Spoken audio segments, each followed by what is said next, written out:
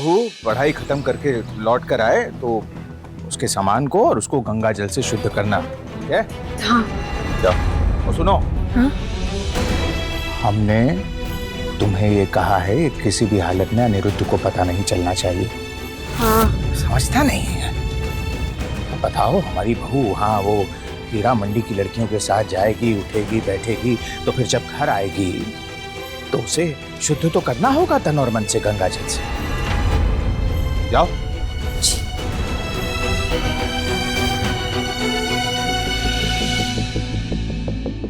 आप सब यहाँ आए हो ये बताकर आती हूँ मैं काका ससुर जी को।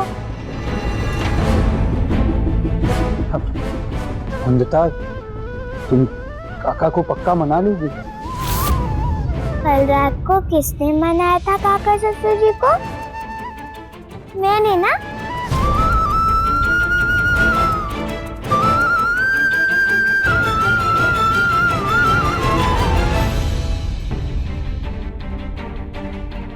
अरे बहू,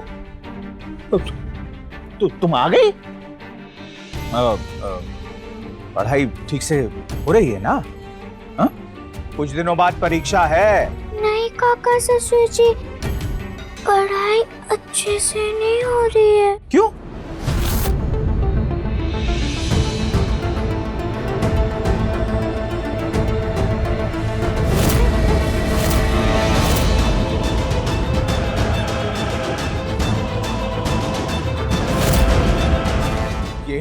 ये सौदामनी तो एक नंबर की डायन हो गई है।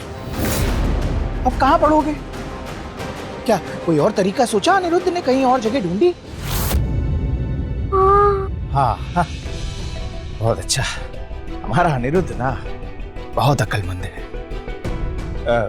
कौन सी जगह ढूंढी? हमारी रॉय चौधरी हवेली। सबको यहीं लेकर आए पति बाबू। दिमाग खराब हो गया है अनिरुद्ध का। वो भूल सकता है कि सही गलत क्या है। हम धर्म और अधर्म में भेद भूल सकते हैं क्या? नहीं, नहीं होगा। हम ऐसा कभी नहीं होने देंगे। हीरा मंडी की लड़कियों को हम अपनी मंदिर जैसी हवेली में आने देंगे क्या? नहीं, नहीं, हमारे जीते जी ये नहीं हो सकता।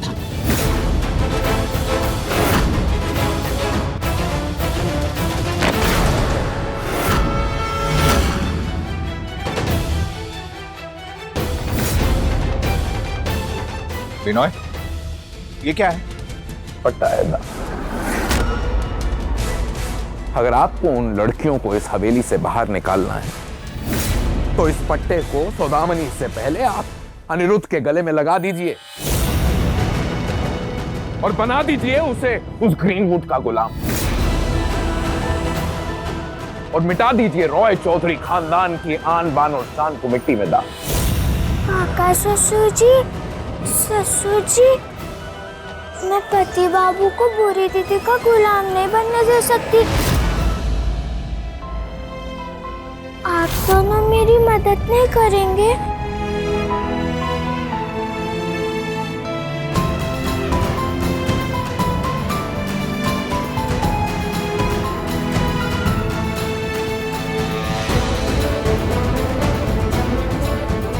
पति बाबू, काका ससुर जी,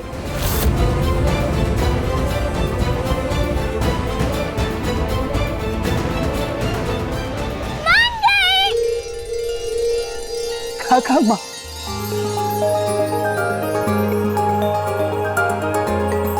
शाबाश मोनिता।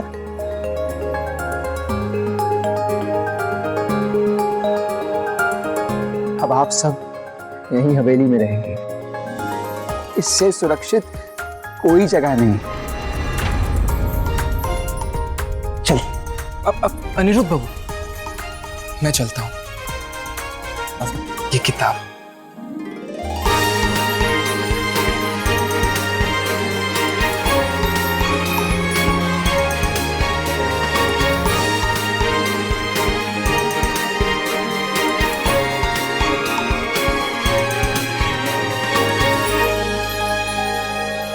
यहाँ पर आप सब सुरक्षित रहेंगे। जमकर पढ़ाई करेंगे। वंदिता, अपनी सहेलियों को हवेली नहीं दिखाओगी? हाँ। चलो।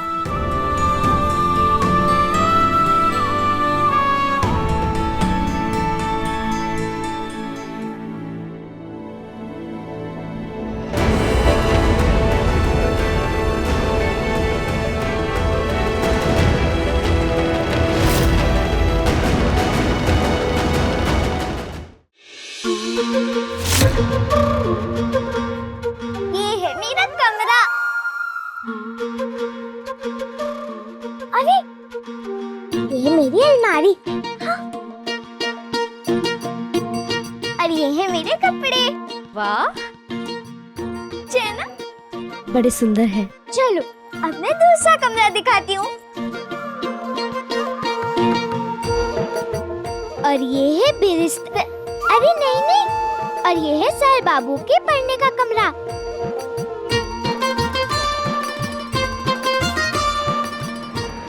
हमारी बड़ी रसोई है। हाँ, तो पहले रसोई देखते ना, इन सब में क्या रखा है। हाँ, वो भी दिखाती हूँ। और हमारे यहाँ दुर्गा माँ का मंदिर भी है। अरे वाह बौंदिता, कितना बड़ा घर है तुम्हारा।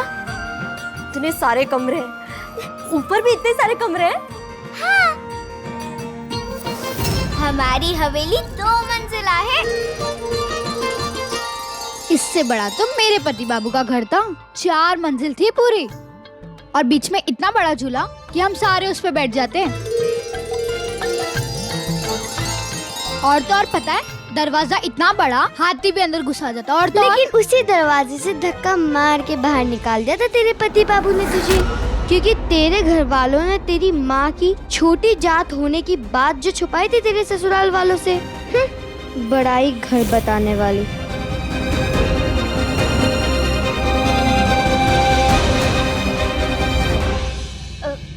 चलो अब मैं तुम सबको बाकी का घर दिखाती हूँ। चलो। वंदिता,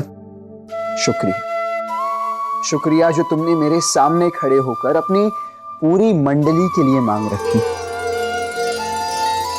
मुझसे कहा कि उन्हें एक ऐसी सुरक्षित जगह मिलनी चाहिए जहां उन्हें ना कोई डर हो, ना कोई रुकावट डाले उनकी पढ़ाई में। अगर तुम मुझसे कहती ही नहीं तो शायद मेरे जहन में उन्हें हवेली लाने का ख्याल ही नहीं आता। आपका भी शुक्रिया पति बाबू, क्योंकि आपने ही तो सिखाया है मुझे कि तर्क से फर्क मिटता है, और मैंने वही किया। वैसे शुक्रिया को ससुर जी को कहना चाहिए। उन्होंने ही मदद की है मेरी काका ससुर जी को मनाने में। बाबा, हाँ।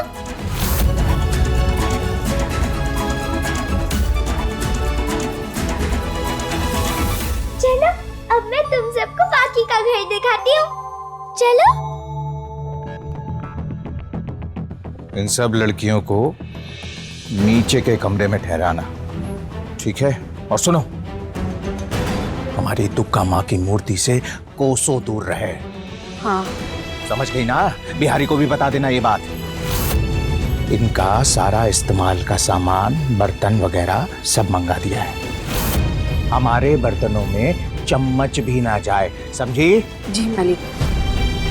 और सुनो,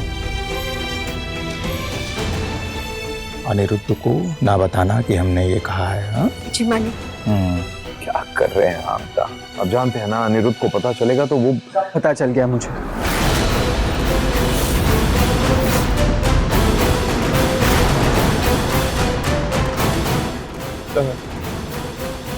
अनिरुद्ध देखो, हमारी जो आस्थाएं हैं ना, हम कितना भी चाहे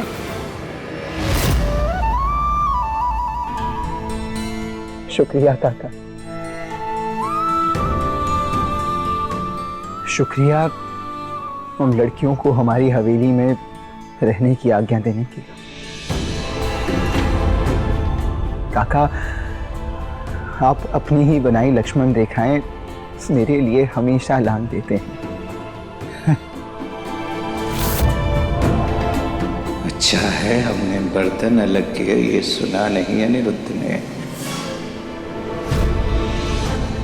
मुझे मंजूर नहीं इस बार अंग्रेजी शासन का साथ देना। इस बार मैं साथ हूं अपने बेटे के।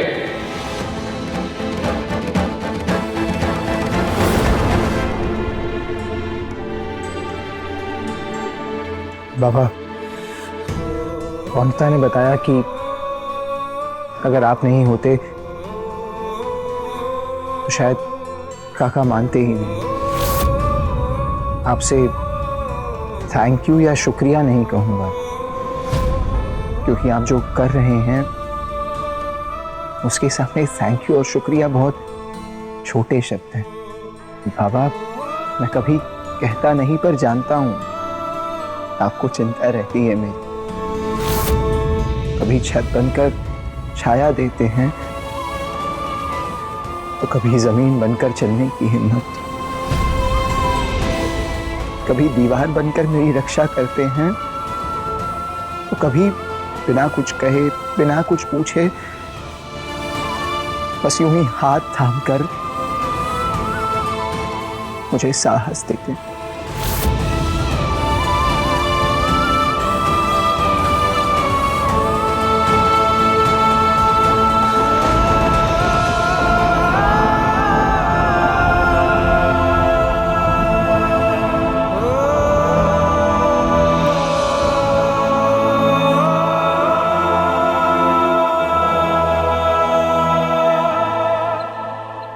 कुछ कपड़े लाई हूँ मैं तुम सबके लिए। आशा है आपको पसंद आए। आप सब अब तो खुश है ना? देखो, अगर कुछ भी जरूरत हो तो मुझे कह देना या फिर कोई दीदी को। सच में तुमने और क्रांतिकारी बाबू ने हमारे लिए कितना कुछ किया है। कैसे शुक्रिया करूं मैं तुम्हारा। मेरी माँ कहती है अपने ही तो अपनों की मदद करते हैं। फिर कैसा धन्यवाद। तुम सब अब सो जाओ, सुबह जल्दी से सर बाबू से पढ़ना भी तो है।